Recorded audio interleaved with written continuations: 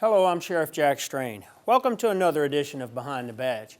We begin today's show in one of the courtrooms of the 22nd Judicial Court, where the home invasion case profiled in today's show will be decided by a St. Tammany Parish jury.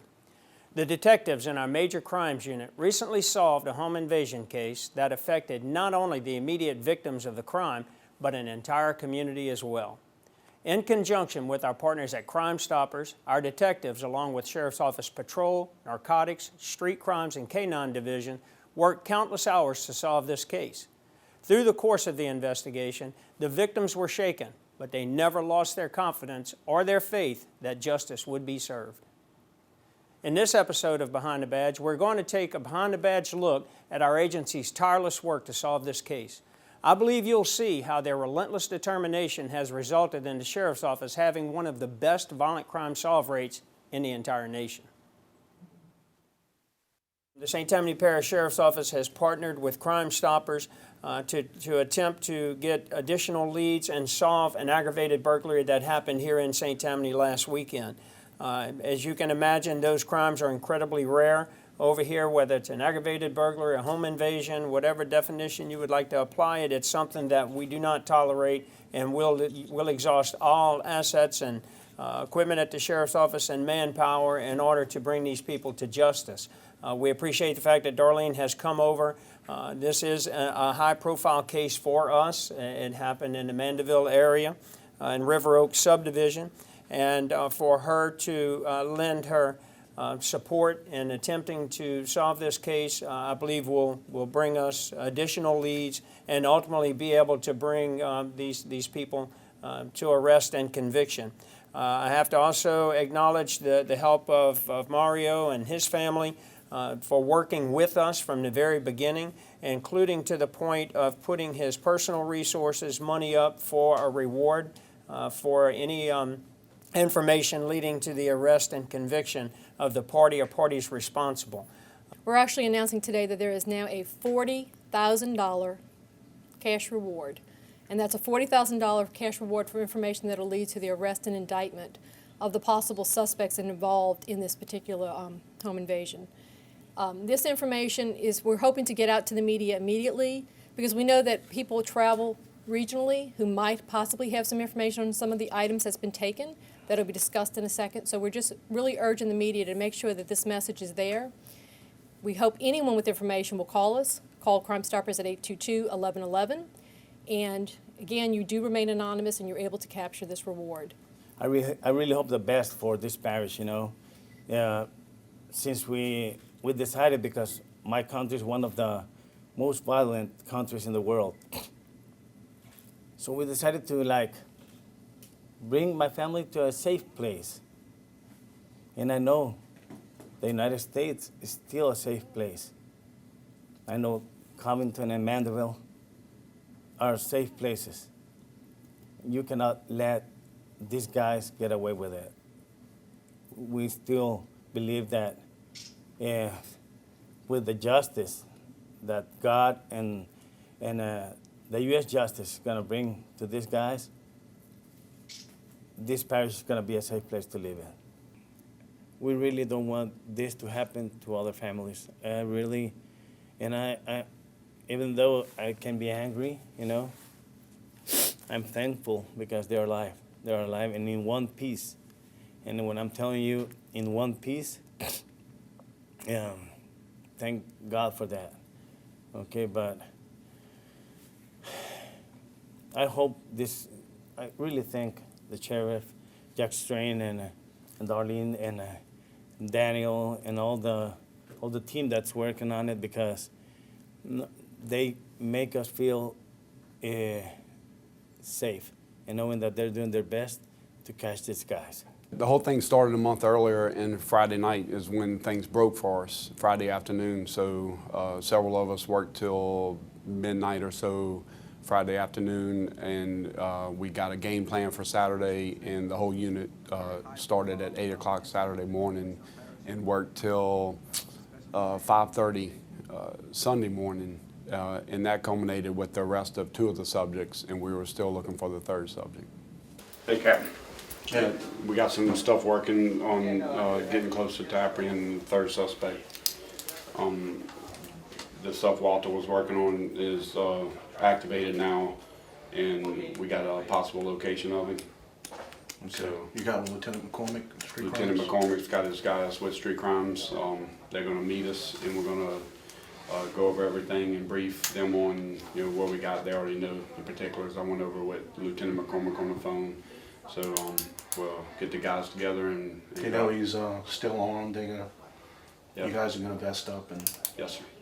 Of course, me being the sergeant, I have to inform, do my best to let my captain and my lieutenant know what's going on. So information passing is important during these times because they need to know what we're doing in case something goes wrong or we make an arrest. They know where we're at. So the day you spent with us was mainly checking those addresses and gathering information to locate the third suspect that was still at large. Hey, you got a minute? Yeah, sure. I was thinking that with these additional charges, with some of these armed robbery charges and stuff, cut the warrants, get those done today, Okay. and we'll get those into NCIC, Okay. go to the jail, rebook that individual, get the others issued, and pass those on, maybe get those street crime guys and everything, start working on that. Okay, so the additional charges on the two we have in hand right now, Yes. and then adding the arrest warrant on the one outstanding. Right. Okay, and then I got Walter working on the follow up on trying to locate the third suspect. So when that comes, the information comes on that, we'll work on it. So if you can do that, that'll work. Okay, all right, I'll do that then. All right, thank you, man. Appreciate it. Usually what happens in these types of cases, fortunately, we're in a parish that we don't have a lot of violent crimes. And so when they happen, we get a lot of help from the citizens and sometimes family members. So I got a tip from a phone call, known to the wanted subject, who gave me information that he may be at his mother's, and if he wasn't there, that good possibility she would know and might be deceitful with us. So we started at the mother's house because that was his last known address and listed in the system as his address that had a incident that occurred a couple months ago, which was an accidental discharge of a weapon by him. So we started with the mother's house, and that's how you work these types of investigations, because when they're on the run, they reach out to the closest people to them, and not trying to harass them in any way. That's just part of it. Making contact with them and letting them know that we're looking for him. He's wanted on some felony charges, and if anybody helps him from that point forward, they may be charged according to the law. Everybody knows what we're doing. Everybody knows who we're going after, right? Jonathan Hudson. His nickname is Coffee. Okay? Yeah, pass the picture around. Everybody should be pretty familiar with him. Okay? He's known to always have a gun. Matter of fact, we were hot on his behind on Saturday. We had just missed him, and some people we had spoke to said they had a gun on him at a crawfish boil. So, and he had departed the crawfish boil minutes before we got there. So you have to assume he's probably still got the gun.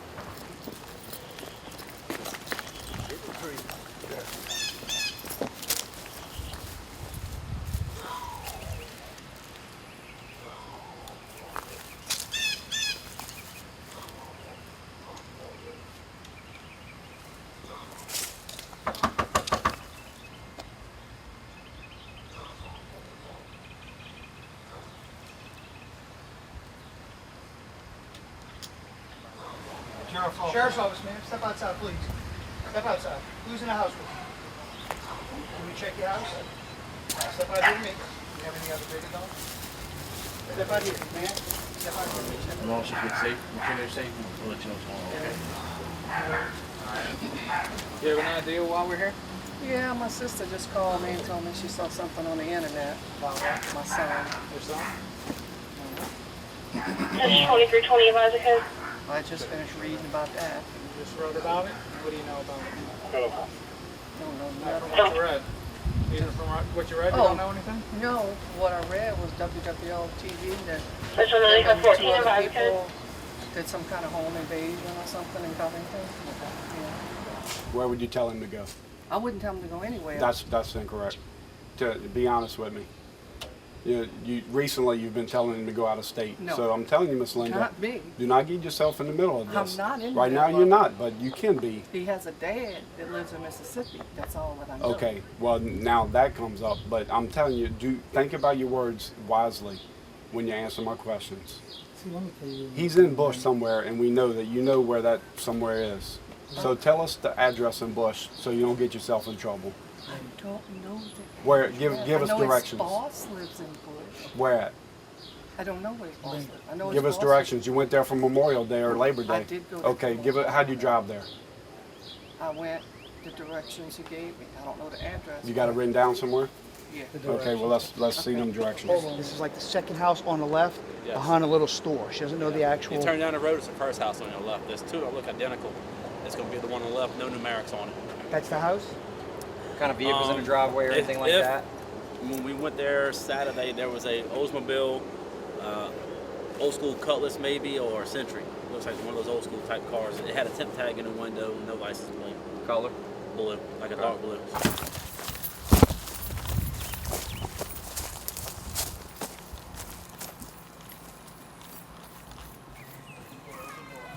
Come on. Step up. Step up. They got contact in the front. Come on. Get your daughter. Who else in this house? Anybody else in this house? Get your daughter. We arrived there in mass with tactical support to search for Jonathan Hudson. His live-in girlfriend / fiance, whose name is Jenica Keebler, was at the residence. Hudson was not. So when we approach a residence in that manner, we have to do it fast. We have to do it dynamic is the word that we use. We announce our presence and knock on the door. When that door is opened, we have to make sure that there's nothing inside of the residence that can hurt us or anyone inside of the residence that can be hurt. So in this particular incident, Ms. Keebler was there with her 2 small children. She is also pregnant. We had to take great care and to make sure that we secured her safety and health, as well as the 2 children who are obviously upset. It's an unfortunate part of our job, but throughout my career, we found ourselves in these situations often that criminals unfortunately bring their small children who have no choice in the matter into the crimes that they commit, either directly or indirectly, and we have to do our job, but unfortunately, the children have to see what happens when we do our job. So we spoke to Ms. Keebler, and as we spoke to her, she provided us information, reluctantly, that he was in a residence on Kings Point. She was actually provided some specific information. That information led us back to the Kings Point area. Further investigation revealed that Ms. Keebler had misled us purposely to give Hudson a chance to escape. She actually gave us an address which she was connected to, but it was actually 2 doors away from where Hudson was actually holding. Oh my God! Right here. Yeah, somebody just. The door's open. Door's wide open. Sheriff's office. Go around the back, because the door was open when we came by. There's a up in the window upstairs. Ran. Hey, he's on foot out the backyard. On foot out the backyard! On foot out the backyard. We got K9 en route.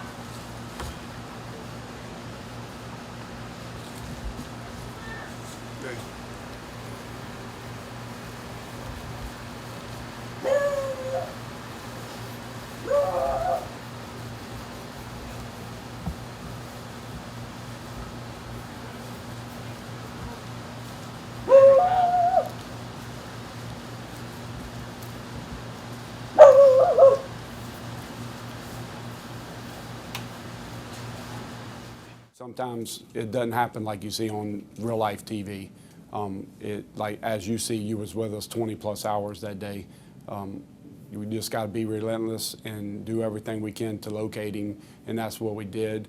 And when we got the additional information at his fiance's house, we ended up back into the subdivision where he grew up, where his mother was, and we ended up spotting him. And that's where he ended up taking off on us. And then we got the assistance of Criminal Patrol, K9, as special operations with the helicopter.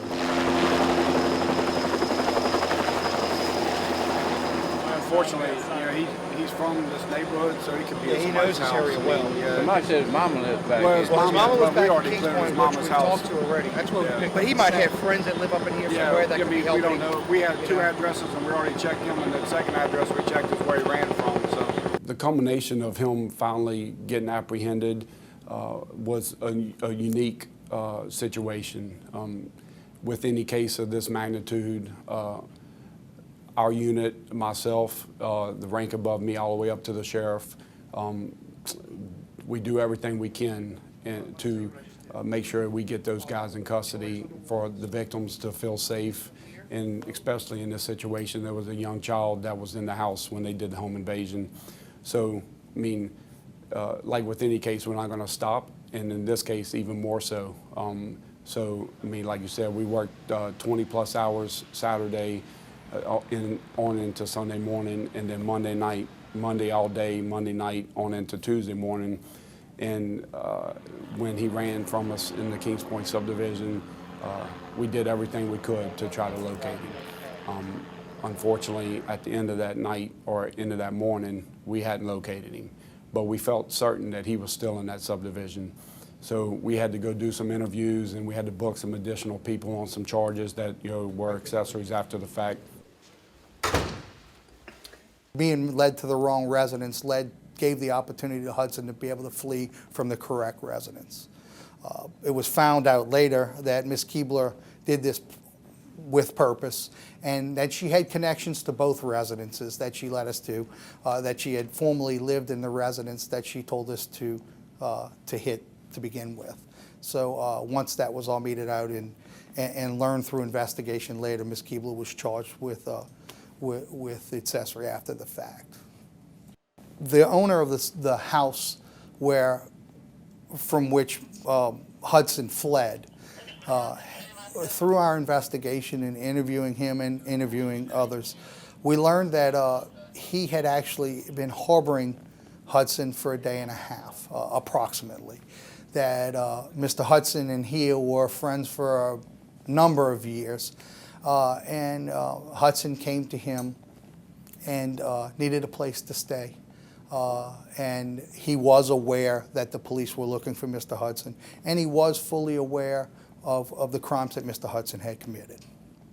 So we passed on to a couple members of the Criminal Patrol Division.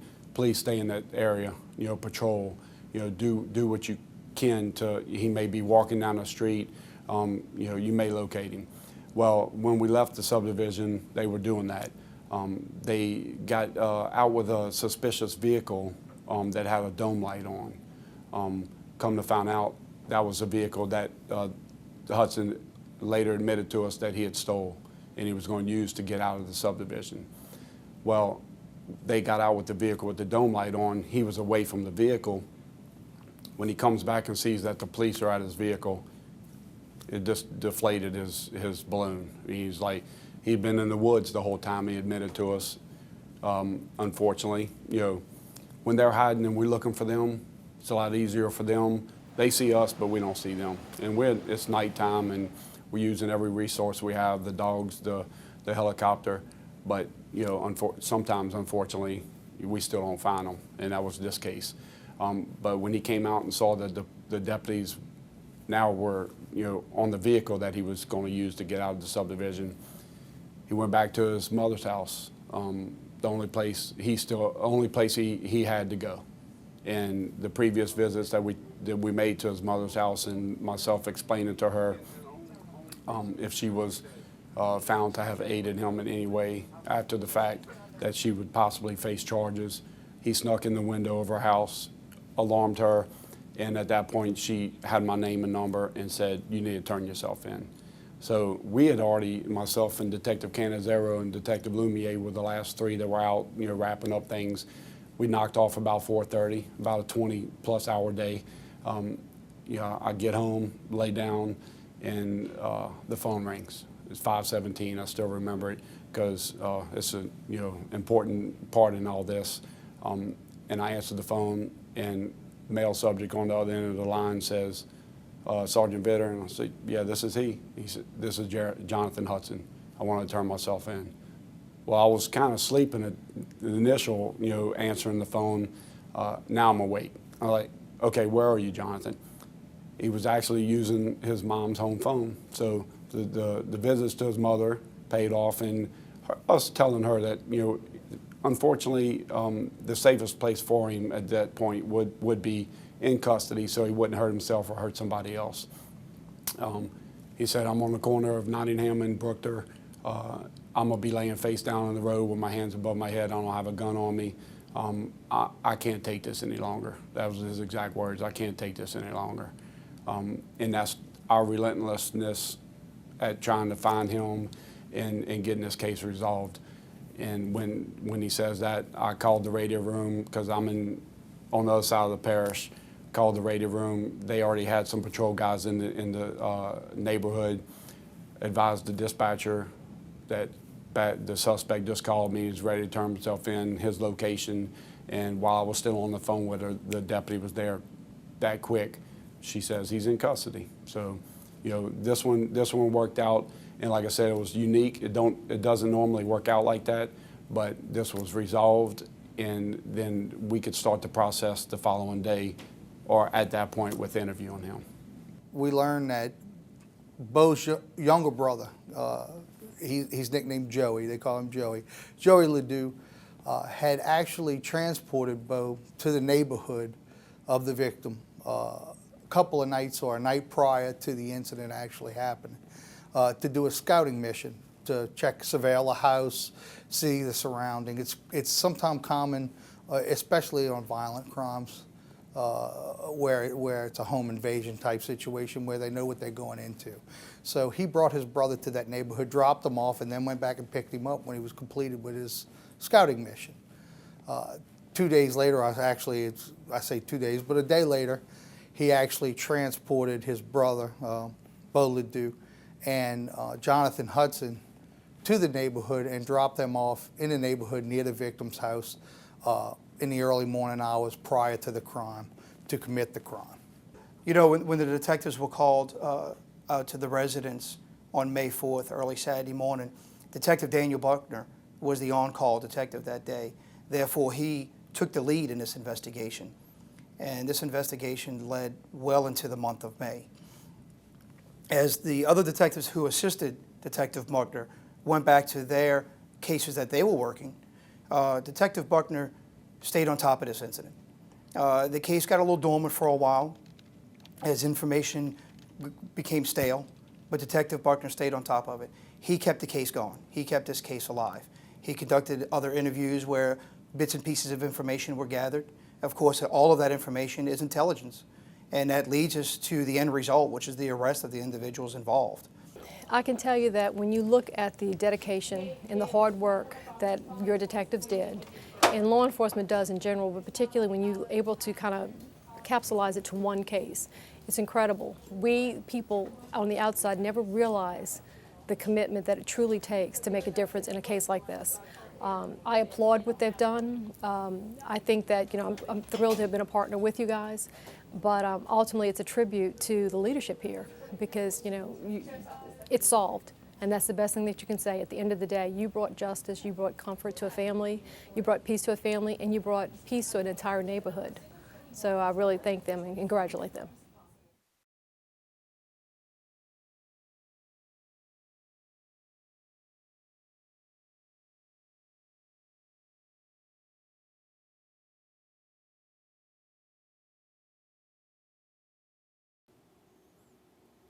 Without question, the detectives of our Major Crimes Unit, along with all of those who contributed to this case, are at the top of their profession. They were able to apprehend 6 individuals involved in this crime in a short period of time. Eventually, 12 St. Tammany citizens will decide their guilt or innocence. I'd like to thank Darlene Costanza of Crimestoppers for the great job she and her staff do for all of law enforcement and for all of the victims of crime. They truly are our partners in creating a safe community for all of our residents. Well, that's our show. I hope you'll tune in next time. Until then, as always, stay safe.